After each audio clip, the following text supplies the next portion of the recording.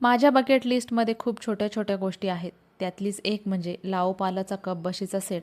तो तर मला मिळाला आणि दुसरं म्हणजे हा आवोकाडो, जो मला खूप दिवसांपासून ट्राय करायचा होता.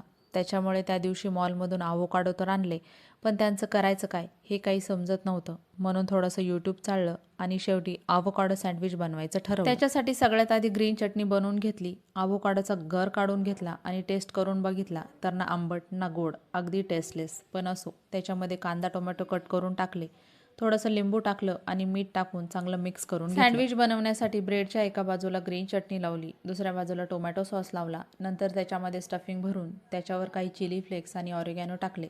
या स्टेजला तुम्ही याच्यावर चीजसुद्धा वापरू शकता, पण मला याची ओरिजिनल टेस्ट ट्राय करायची होती म्हणून मी काही चीज वापरलं नाही. त्याच्यानंतर तव्यावर टाकून दोन्ही बाजूने सँडविच चांगलं भाजून घ्यायचं आणि झालं आपलं सँडविच तयार. मुलांना तर हे सँडविच खूपच आवडलं आणि तुम्हीसुद्धा हे आवोकाडो सँडविच एकदा नक्की ट्राय करा. चलो बाय.